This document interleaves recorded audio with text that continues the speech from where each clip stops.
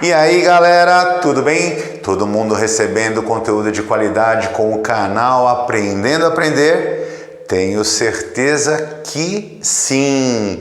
E lembrando sempre que o canal Aprendendo a Aprender, ele tem uma parceria bacana com a Universo Escolar, que é uma escola que trabalha com reforço escolar e aulas particulares aqui no bairro do Tatuapé, em São Paulo.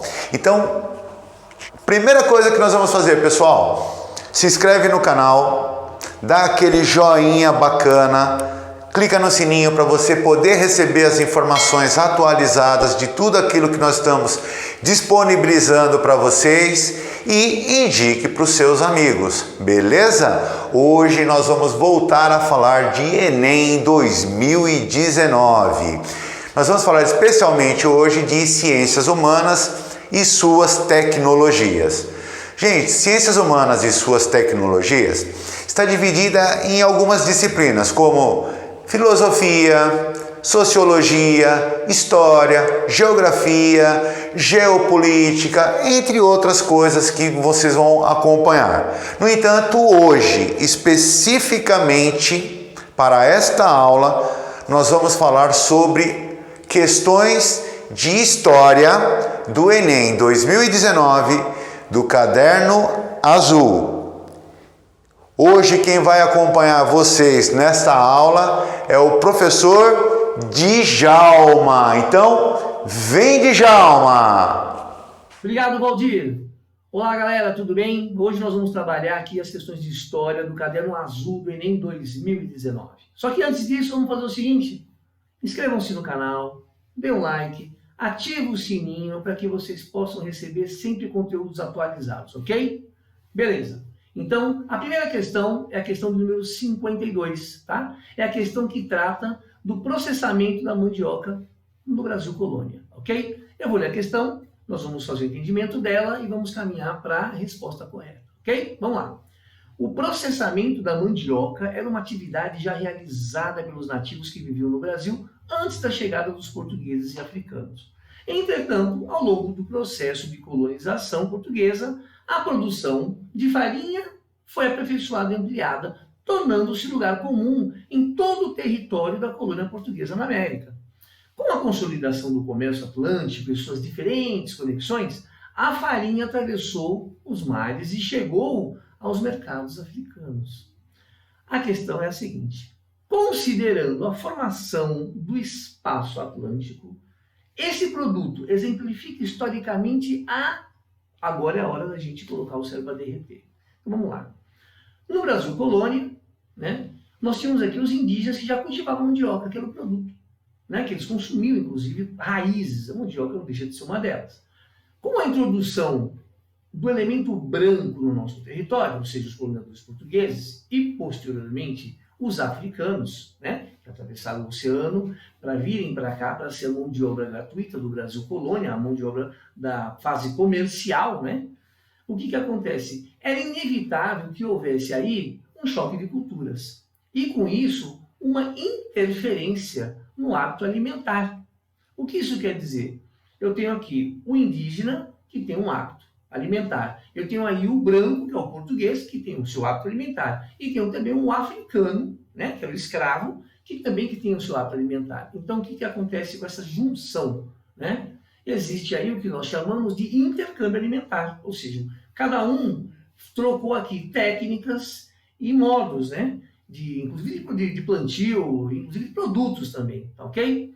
Então, pensando nesse contexto e não esquecendo um detalhe aqui, para falar para vocês, o Enem sempre aborda, já é uma tradição, o Enem sempre aborda a questão da cultura e das diferentes raças que formaram o nosso país, tá ok? Então essa é uma questão que evidencia muito isso daí, falando dos africanos, dos portugueses, dos indígenas estavam aqui, ok? Então tá, a resposta correta seria a resposta A, difusão de hábitos alimentares. Está aí para vocês assinalado a resposta A, ok? Então, resolvido, vamos lá. Dúvidas, por favor, escrevam aí que nós responderemos, ok? Vamos para a próxima questão. Questão 54. Antes disso, inscreva-se no canal, dê um like, ative o sininho, ok? Vamos lá. Eu vou ler a questão e nós vamos trabalhar essa questão e vamos apresentar a solução correta.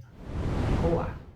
Dificilmente passa-se uma noite sem que algum sitiante tenha seu celeiro ou sua pilha de cereais destruídos pelo fogo. Vários trabalhadores não diretamente envolvidos nos ataques pareciam apoiá-los, como se vê nesse depoimento ao The Times. Deixa queimar, pena que não foi a casa. Podemos nos aquecer agora. Nós só queríamos algumas batatas, a fogo ótimo para cozinhá-las. É uma crítica, né? Então, qual é a pergunta aqui? A revolta descrita no texto, ocorrida na Inglaterra no século XIX, tem uma pegadinha aí, foi uma reação ao seguinte processo socioespacial. Então, vamos colocar o cérebro para derreter e para funcionar. Vamos maquinar agora. Quem associou a data século XIX com a revolução, a segunda revolução industrial, já identificou que essa é uma crítica que se dava com relação ao avanço da indústria no campo e, consequentemente com isso, a tomada das terras das comunidades carentes. Ok? Então, não dá para ter muita dúvida aí se você associou o século XIX com a segunda revolução industrial. Tá? Era inevitável o avanço da indústria no campo. O campo, inclusive, passou por um processo de transformação, um processo de mecanização. E era inevitável também a marcha da modernização. Então, o que acontece? Quando a indústria avança no campo, as terras daqueles proprietários, digamos assim, que não tinham nenhum tipo de papel, nenhum tipo de documento, elas foram tiradas. Você pode estar pensando aí, puxa, mas e a propriedade privada na Inglaterra nessa época? A Inglaterra era um país capitalista, né? Não oferecia muitas restrições à compra de terras. Não que era fácil comprar terra, não era isso. Mas ela não oferecia muitas restrições. Então, o que acontece? Quando você vai olhar as questões, as alternativas aí, nós temos a ACA, por exemplo, a restrição da propriedade privada, você pode achar que seria essa. Mas voltando, não vamos esquecer, a Inglaterra era um país capitalista, ok? Então a resposta correta é a resposta de número B, expropriação das terras comunais, ou seja, a tomada de terra das comunidades pobres, ok? Essa é a questão correta. Por favor, coloque aí as suas dúvidas que nós vamos atualizar vocês. Galera, próxima questão 55, caderno azul, não vamos esquecer, ok? Inscreva-se no canal, dê o like, ative o sininho. Vamos embora. Vou ler a questão, discutir a questão, apresentar a alternativa correta. Vamos lá. Entre os combatentes estava a mais famosa heroína da independência. Nascida em Feira de Santana, filha de lavradores pobres, Maria Quitéria de Jesus, a famosa Maria Quitéria de Jesus, que protagonizou um fato histórico, né, no nosso momento de independência de Portugal, que dá para ser comparado ao mesmo feito de Joana d'Arc, tá? Guardadas as devidas proporções.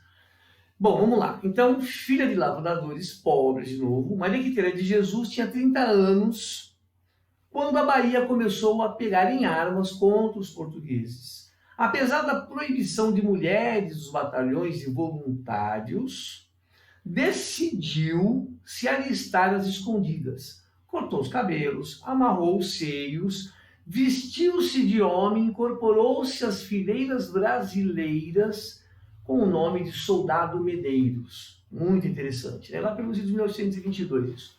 Vamos lá. No processo de independência do Brasil, o caso mencionado é emblemático porque evidencia a... Vamos pôr agora o cérebro para derreter de novo e vamos embora. O que isso evidencia? Ele é um retrato, esse momento retrata como era a nossa sociedade nessa época. Tá?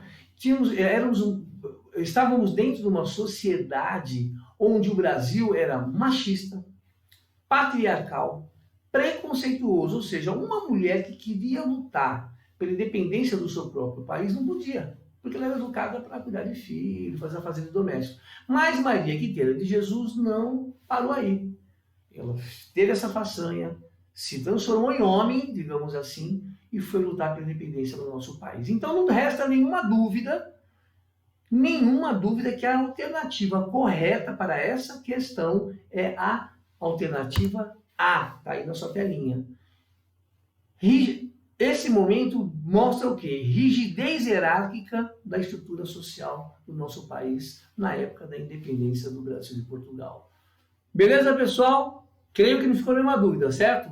Mas, se ficou, não esqueça, poste a sua pergunta que nós responderemos.